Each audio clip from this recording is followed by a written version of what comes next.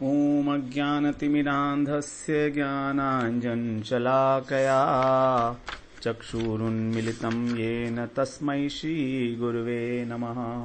वाञ्छाकल्पतरुभ्यश्च कृपा सिन्धुभ्य एव च पतितानां पावनेभ्यो वैष्णवेभ्यो नमो नमः।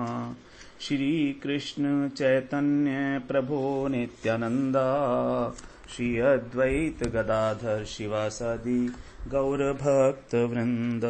हरे कृष्णा कृष्णा कृष्णा हरे हरे, हरे राम राम राम हरे हरे। हरे कृष्णा। सर्वप्रथम मैं अपने गुरुपाद पद्म ओम विष्णुपाद अष्टोत्तरशत श्री श्रीमद् भक्तिवेदांत माधव गोसाई महाराज के चरण कमलों में अनंत कोटि दंडवत प्रणाम ज्ञापन करता हूँ। हम लोग श्रीमद् भागवत पुराण के दशम स्कंध में प्रणय गीत का श्रवण कर रहे हैं। 29वें अध्याय में जो है उसमें गोपियां भगवान के प्रति कुछ रोष प्रकट करते हुए अपनी भावनाओं को व्यक्त कर रही हैं। जब भगवान ने उनसे कहा कि तुम अपने घर चले जाओ तो उनके मन में बड़ी व्यथा हुई, बड़ा दुख हुआ उनको, और वो घर तो जाना ही नहीं था उनको किसी भी प्रकार से।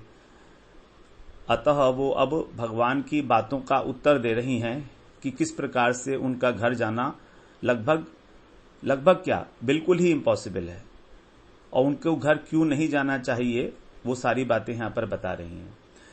हम लोग 35वें श्लोक का श्रवण कर रहे थे। उसकी चर्चा करने से पहले हम लोग थोड़ा सा इस आगे जो अभी हमारी थोड़ी चर्चा चलेगी इसके विषय में कुछ सिद्धांतिक रूप से कुछ बातें हम लोगों को समझ लेनी चाहिए, क्योंकि ये जो हमारा प्रसंग चल रहा है ये रासलीला का प्रसंग है, और रासलीला के विषय में बहुत सारी भ्रांतियां हैं समाज के अंदर।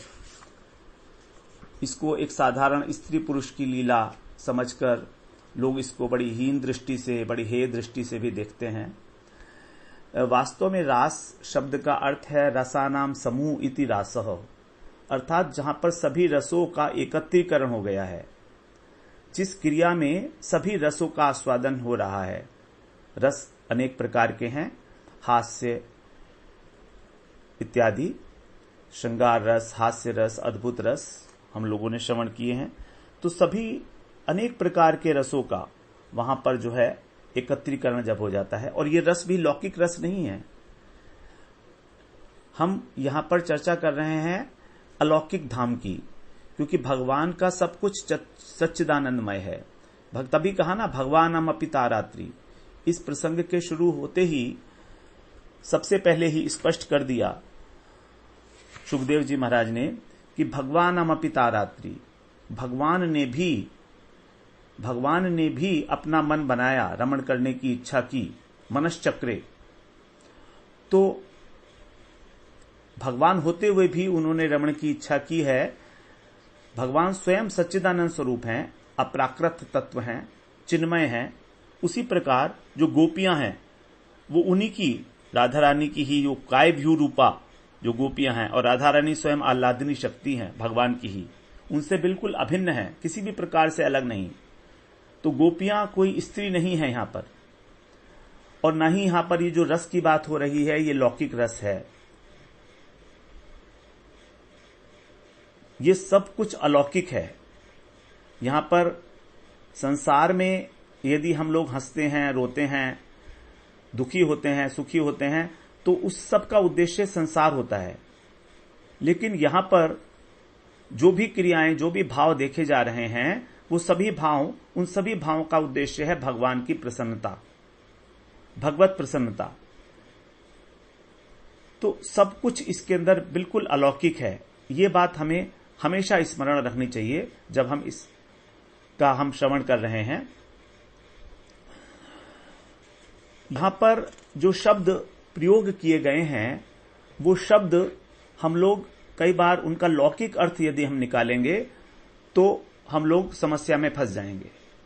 जैसे यहां पर कृष्ण और गोपियों के बीच में जो काम शब्द का प्रयोग कहा गया है, ये वो प्राकृत काम नहीं है जो स्त्री पुरुष के संयोग के लिए इसमें होता है।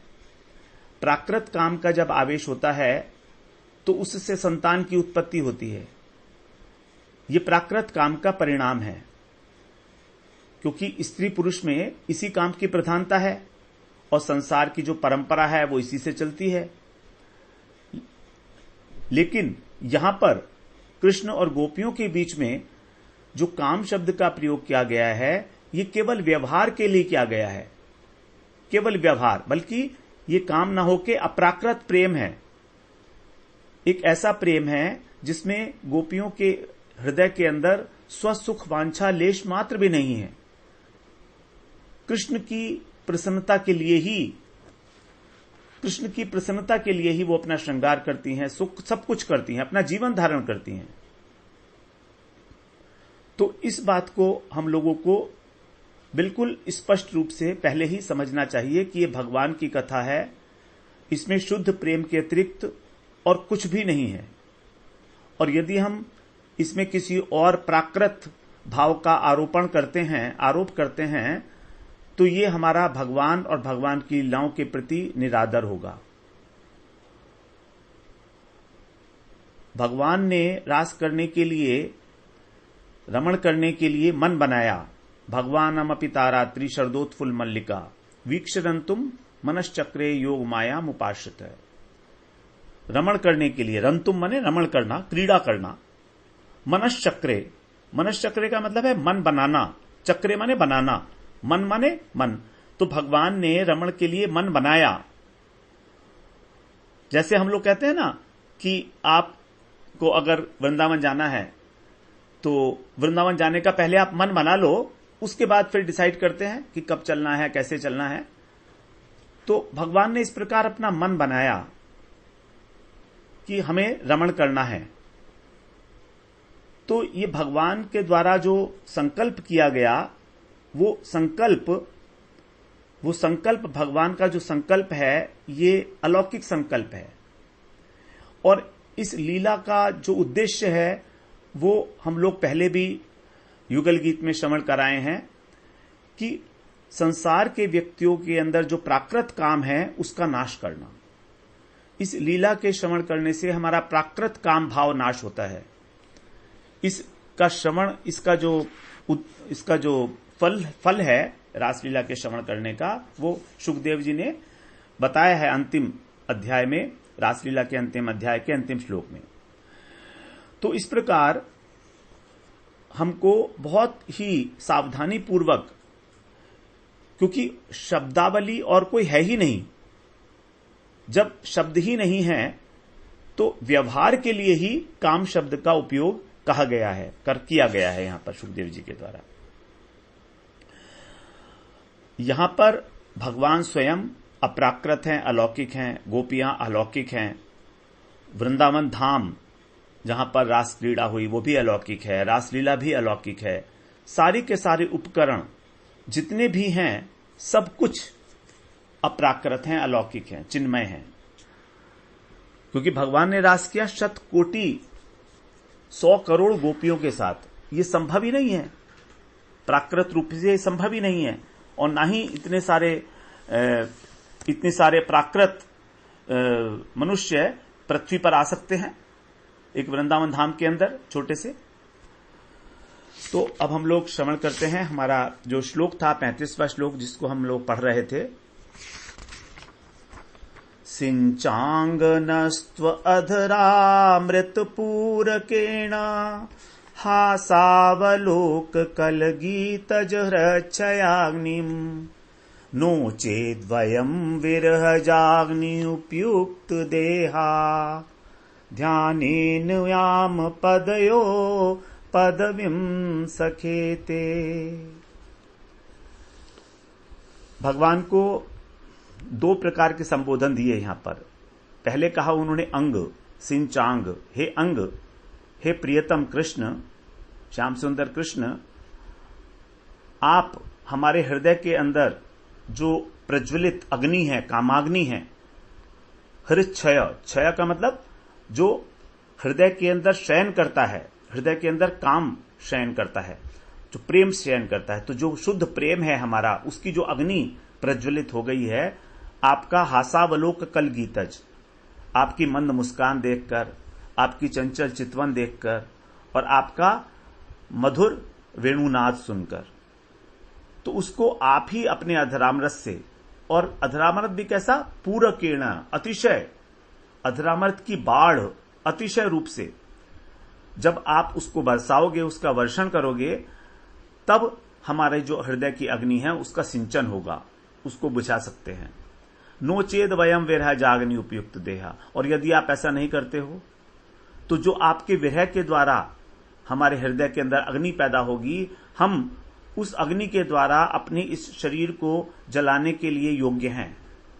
हमारा ये शरीर इस योग्य है, उपयुक्त है कि विरह अग्नि से ही जल सकता है। और फिर हम क्या करेंगे, ध्याने नियाम पदयो पदवीम सखेते। हे सखे, हम फिर ध्यान योग के द्वारा आपके चरण कमलों में स्थान प्राप्त करेंगी। याम, याम माने निश्चित रूप से, क्योंकि लोट लकार है यहां पर, तो निश्चयता के बोध में आता है। तो हमको आपके चरण कमलों की प्राप्ति निश्चय रूप से होगी ही होगी। इसमें किसी प्रकार का कोई संशय आपको भी नहीं रखना चाहिए, हमें तो है ही नहीं। तो गोपियों का जो हृदय है वो बिल्कुल समुद्र के अंदर जैसे लहरियां हैं, अनेक अनेक प्रकार की लहरें उठती हैं, ऐसे ही उनके हृदय में भी अनेक प्रकार के भावों की लहरियां उठ रही हैं। कभी हर्ष है, कभी दैन्य है, कभी विषाद है, कभी उन्माद है। और उन्माद के कारण ही वो अपना सब कुछ भूल चुकी हैं। उनको इतनी उन्मत्त हो गई हैं वो भगवान का वेणु माधुर्य और भगवान का रूप माधुर्य देखकर और सुनकर, कि उनमें विचार करने की शक्ति नहीं रही कि वो क्या कह रही हैं। परम प्रेमवती हैं, परम लज्जावती हैं, कुलवधू हैं गोपियां, लेकिन वो भूल गई कि वो कुलवधू हैं। मिलन की उत्कंठा में अपना दैन्य निवेदन करते हुए ऐसा भूल गई। देखिए, गोपियों को दो प्रकार की भाव जो हैं वो प्रधान रूप से हैं। एक तो कृष्ण से मिलने की उत्कंठा, कृष्ण के वचनों के द्वारा इस प्रकार की संभावना कि हमारा त्याग कर देंगे, तो भविष्य में होने वाला जो विरह है उसकी पीड़ा, इन दोनों का जब मिलन हुआ, मिलन की उत्कंठा और विरह की पीड़ा, भावी विरह की पीड़ा, तब इन दोनों भावों के मिलन से गोपियां अधीर हो गईं। उन्होंने अपना धैर्य जो है वो दूर हो गया उनसे, उनकी विचार शक्ति लुप्त हो गई। अब गोपियों में कहा जाता है कि अपार धैर्य है और बड़ी लज्जाशील हैं, वाम्य स्वभाव वाली हैं। वाम्य स्वभाव का मतलब होता है, दो प्रकार के स्वभाव होता है, एक दक्षिण स्वभाव, एक वाम्य स्वभाव।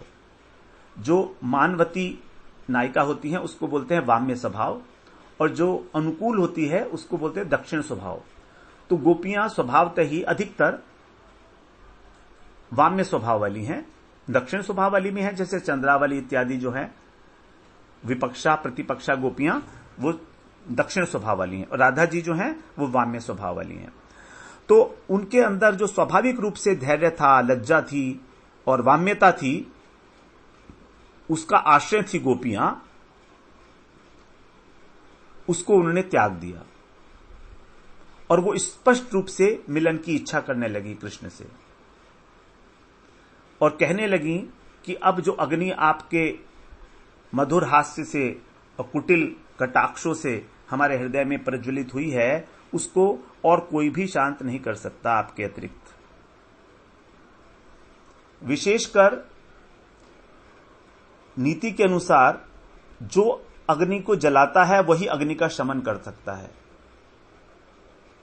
इसलिए कहती हैं कि तुमने जो अग्नि जलाई है उसको तुम ही बजाओ फिर से। अब ऐसा कोई नहीं है इस जगत के अंदर कि जो हम ब्रजांगनाओं के हृदय में जो ये लालसा रूपी महाअग्नि प्रज्वलित कर दी है तुमने, कोई कर सके ऐसा कोई है ही नहीं, लेकिन आपने कर दी है और बड़े सहज रूप से कर दी। आपने कुछ उसके लिए प्रयास नहीं किया, क्योंकि आपके अंदर माधुर्य की पराकाष्ठा है हर प्रकार से।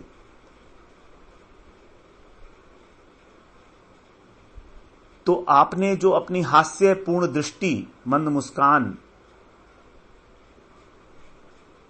से क्या किया, घी का काम किया उसने, उस अग्नि के अंदर ईंधन का काम किया।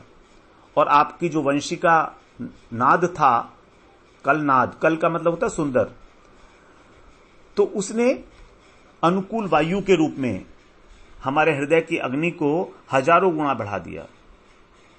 जहां कहीं अग्नि जल रही हो और उसमें अगर ईंधन डाल दिया जाए और साथ में हवा भी चल रही हो तो और भी तेज भड़कती है,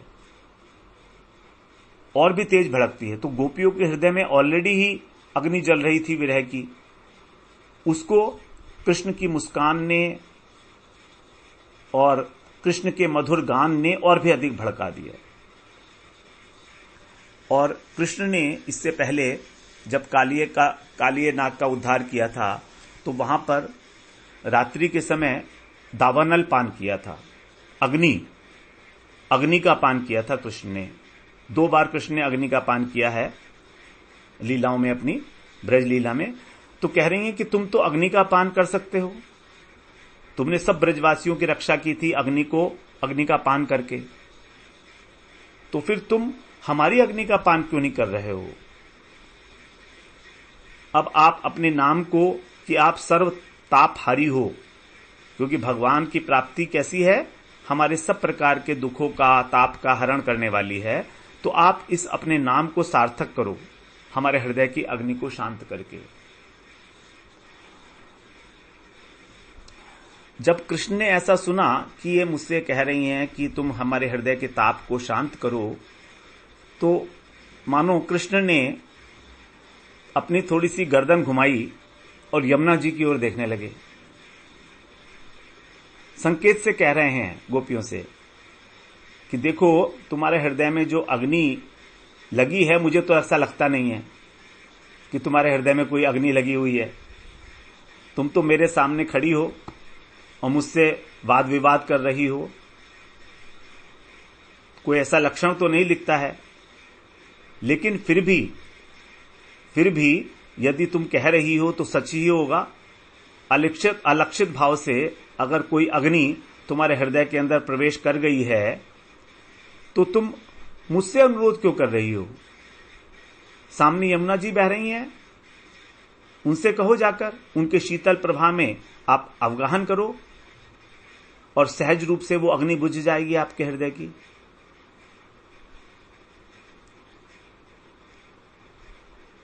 तो गोपियां कहती हैं, समझ गई गोपियां कि कृष्ण क्या सोच रहे हैं। तो कहती हैं, हे कपटी, तुमने हमारे हृदय में जो अग्नि प्रज्वलित की है उसका कोई बाहरी लक्षण तो नहीं दिखेगा। हमारे हृदय को जला रही है वो तो अंदर ही अंदर, शरीर को नहीं जला रही है। और अगर तुम्हारे हृदय में कुछ थोड़ी सी भी करुणा होती तो तुम शायद हमारी स्थिति को कुछ समझ पाते, क्योंकि यह अग्नि तुमने प्रज्वलित की है, इसलिए केवल तुम ही इसे बुझा सकते हो। जो बाहरी अग्नि होती है, बाह्य अग्नि होती है, उसको यमुना जी शांत कर सकती हैं, यमुना जी का जल। लेकिन हृदय की अग्नि को यमुना जी का जल शांत नहीं हो सकता है। सैकड़ों यमुना जी भी आ जाएं तो भी हमारे हृदय के अंदर जो ताप है उसकी एक कण को भी नहीं बुझा सकती यमुना जी। इतना अधिक विरहाग्नि है हमारे हृदय के अंदर। ये अग्नि साधारण अग्नि नहीं है दावानल की तरीके से, इसको अमृत की आवश्यकता है और वो अमृत केवल आपके पास ही है, आपका अधरामृत। आपके अधरामृत के आपका अधरामृत जब पूर्ण किरण मतलब उसका प्रभाव, अविरल प्रभाव, जब वो अविरल रूप से प्रभावित होगा आपका अमृत, तब कहीं जाकर हमारे हृदय की अग्नि शांत हो सकती है। सिंचांग, हे अंग, आप उसका सिंचन करो, उसको सींचो। यहां पर सींचने का अर्थ है बुझाना। अब गोपियों की बात सुनी तो कृष्ण फिर परिहास तो करते ही हैं। कृष्ण को परिहास बहुत प्रिय है, तभी उनके साथ नर्म सखा होते हैं। जो सुबल इत्यादि हैं, मधुमंगल इत्यादि हैं, उनको नर्म सखा कहा जाता है। नर्म सखा, नर्म सखा का मतलब है जिनके साथ कृष्ण हास परिहास कर सकते हैं। कृष्ण को हास परिहास करना बहुत पसंद है। वो हमेशा द्व्यार्थक बातें बोलते हैं। तो कृष्ण कहते हैं कि देखो, तुम जिस चीज की मांग कर रही हो वो इतनी साधारण नहीं है, वो इतनी साधारण नहीं है, वो बड़ी दुर्लभ है। जो अमृत स्वर्ग के अंदर है वो देवताओं का भोग्य है, और वो स्वर्ग का अमृत भी इस संसार में रहने वाले मनुष्य हैं उनके लिए दुर्लभ है, उनको नहीं मिल सकता। फिर तुम जिस अधरामृत की बात कर रही हो वो तो स्वर्ग के अमृत से भी बहुत बहुत बहुत ऊपर है कहीं, तो वो आपको कैसे मिल सकता है? अब जब कृष्ण ने इस बात का बात कही कि देखो वो वाला अधरामृत तुम्हारी पहुंच से बाहर है, तो ये जो शब्द थे कृष्ण के, इन शब्दों से ही जो गोपियों के हृदय में अभी तक बांध बंधा हुआ था वो टूट गया। अवित्था का भाव, अब हित्था, अवित्था भाव होता है जहां पर अपने भाव को छिपाकर कोई बात कही जाती है। अभी तक गोपियां काफी कुछ अपनी बातें छिपा रही थी, लेकिन अब उनका जो जो बांध था वो टूट गया। इसीलिए उन्होंने कह दिया, सिंचांग न स्वधरामृत पूरकेण। हे मधुराति मधुर कृष्ण, तुम्हारा जो अधरामृत है उसके बिना हमारे हृदय की अग्नि शांत नहीं हो सकती। स्वर्ग का सारा अमृत भंडार भी इसको शांत नहीं कर सकता। केवल एकमात्र आपका अधरामृत ही औषधि है हमारी अग्नि के लिए। इसीलिए तुम और तुम्हारे अधरामृत से ही ये अग्नि प्रज्वलित हुई है। जब तुमने अपने अधरामृत को वंशी छिद्रों के अंदर प्रवेश कराया और ध्वनि के रूप में, नाद के रूप में जब वो अधरामृत हमारे कर्ण द्वार से, कानों के माध्यम से हमारे हृदय के अंदर प्रवेश किया तो हमारे अंदर अग्नि जल गई। तो आपके अधरामृत से ही हमारे हृदय की अग्नि शांत जली है। ये कोई स्वर्ग के अमृत से हमारे हृदय में अग्नि नहीं जली है। जिस अमृत के कारण हमारे हृदय के अंदर अग्नि जली है वही अधरामृत उस अग्नि को बुझा सकता है, क्योंकि भगवान का जो वेणुनाद है वो अधरामृत है भगवान का। जिस वस्तु का भी भगवान के अधरों से स्पर्श हो गया वो भगवान का अधरामृत हो गया। जो वायु भगवान के अधरों से स्पर्श हो गई वो अमृत बन गई।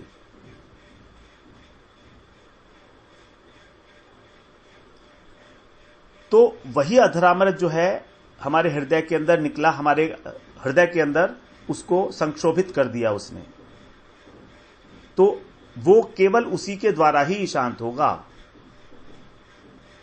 इसलिए यदि आप हमारी रक्षा करना चाहते हो, हमें जीवित देखना चाहते हो, तो और कोई उपाय नहीं है। इसलिए हम कह रहे हैं, हे सखे, 100 करोड़ गोपियों के वध का पाप अपने सिर पर मत लो और हमको जीवन दान दो। हमारी देह इस उपयुक्त है कि वो आपके विरह की अग्नि में भस्मीभूत हो सके। उपयुक्त देहा। और ये देह, हमारे शरीर, यदि आपकी सेवा में नहीं लग सकता है तो इसको भस्म ही हो जाना चाहिए। जो शरीर भगवान की सेवा में नहीं लगता है वो शरीर मृत के समान ही है। जीवनोपि मृतो ही सह न तीर्थ पद सेवायई जीवनोपि मृतो ही सह।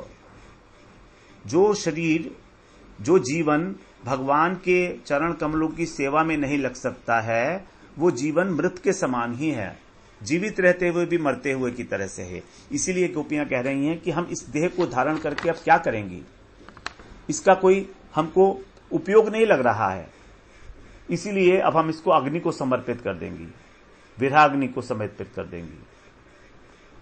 और हमने सुना भी है और हम जानते भी हैं कि मृत्यु के समय जिस प्रकार का भाव होता है वो उसी भाव को प्राप्त होता है। आपने ही तो कहा है, यम यम वापि स्मरण भावम त्यस्तन्ते कलेवरम तम तमेवैति कौन्ते सदा तद्भाव भावितः। जिस जिस भाव को स्मरण करता हुआ जीव अपने इस शरीर को त्याग करता है, वह शरीर छोड़कर उस भाव को ही प्राप्त करता है। कारण, क्योंकि वो हमेशा उस भाव से भावित रहा है। कारण बता रहे हैं भगवान, सदा तद्भाव भावितः, क्योंकि वो उस भाव से भावित रहा है इसलिए उस भाव की प्राप्ति करेगा। क्योंकि भगवान तो वांछा कल्पतरु हैं, सबकी इच्छाओं को पूरा करने वाले हैं। नित्यो नित्यानाम चेतनश्चेतनानाम एको बहुनाम यो विदधाति कामान। एको बहुनाम यो विदधाति कामान, एक होते हुए भी अनेकों अनेकों प्राणियों की, अनंत प्राणियों की इच्छाओं का विधान करने वाले हैं, उनको पूरा करने वाले हैं।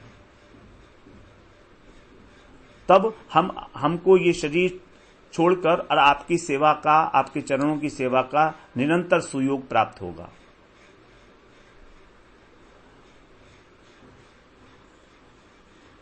तो ये बिल्कुल यहां पर स्पष्ट गोपियां अपनी बात बता दी हैं कि वो कितना अधिक लोभ है उनके हृदय के अंदर भगवान के लिए सेवा करने का।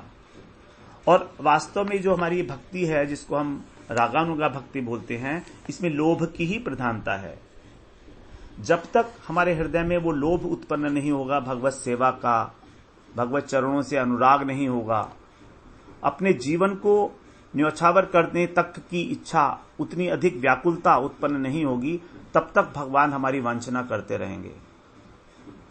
ऐसे इतनी जल्दी भगवान नहीं मिलने वाले हैं। भक्ति सुदुर्लभा बताई है भगवान ने। मुक्ति और भुक्ति भगवान आसानी से दे देते हैं, सिद्धि आसानी से दे देते हैं, लेकिन भक्ति आसानी से नहीं देते हैं, सुदुर्लभा, पूरी टेस्ट करते हैं। यहां जब भगवान अपनी पार्षद, जो उनकी पार्षद हैं गोपियां, उन तक को भगवान ने इस प्रकार से एक परीक्षा से गुजर रही हैं, वो कितने विषाद से, कितने दुख से, कितना बड़ा महान दुख है गोपियों को। तो बिना दुख के, बिना विषाद के भगवत प्राप्ति होती देखी गई है, लेकिन बिरले लोगों को, कोई उनका पूर्व जन्म का बहुत साधना रही है तभी। लेकिन जो नए लोग हैं उनमें सबको ही हमें विषादग्रस्त होकर ही, जब हम इस संसार से बिल्कुल विषादग्रस्त हो जाएंगे, जैसे अर्जुन को पहले अध्याय में विषाद हो गया था, तभी तो उसकी जिज्ञासा हुई, तभी उसने शरणागति ग्रहण की भगवान की। तो जब हमारा सब कुछ, जैसे गोपियों के लिए जो कुछ भी है, उनका सुख दुख, अच्छा बुरा, सब कुछ कृष्ण है, बस कृष्ण से ही संबंध है, अब उनको किसी और प्रकार की अनुभूति नहीं होती है। जो कृष्ण से संबंधित अनुभूतियां हैं वही होती हैं केवल। कृष्ण की सेवा के अतिरिक्त और कोई प्रार्थनीय वस्तु ही नहीं है, कोई वांछनीय वस्तु नहीं है। अन्याभिलाषिता शून्यम। जैसा गोपियों ने कृष्ण से प्रेम किया है, ऐसा प्रेम अन्यत्र नहीं देखा जाता। भगवान के भक्त तो अनेक हुए हैं, ध्रुव हैं, प्रहलाद, नारद, व्यास इत्यादि अनेक अनेक प्रसिद्ध भक्त हैं भगवान के, लेकिन किसी ने भी कृष्ण के अधरामृत की लालसा नहीं की। और उनका जो प्रेम था भगवान के प्रति, उसमें इसकी कोई आवश्यकता भी नहीं थी, क्योंकि वो उस भाव से प्रेम ही नहीं करते थे। उनका प्रेम अलग प्रकार का था, दास्य भाव का था। लेकिन यहां पर गोपियों का प्रेम परम माधुर्यमय, और माधुर्य की भी पराकाष्ठा। तो माधुर्यमय प्रेम के कारण ही गोपियां इतनी विरहाग्नि से जल रही हैं कि उसकी शांति के लिए कृष्ण से अधरामृत की लालसा कर रही हैं। यहां तक कि अपने प्राणों का उत्सर्ग करने के लिए भी तैयार हैं गोपियां। यही है असाधारण प्रेम सेवा की अभिलाषा की अभिव्यक्ति। जब प्रेम अतिशयता को प्राप्त हो जाता है तब उसकी अभिव्यक्ति इसी प्रकार से प्रकाशित होती है। तो अब हम लोग अगली बार से फिर 36वें श्लोक में प्रवेश करते हैं। वांछा कल्पतरुभ्यश्च कृपा सिंधुभ्य एव च पतितानां पावनेभ्यो वैष्णवेभ्यो नमो नमः।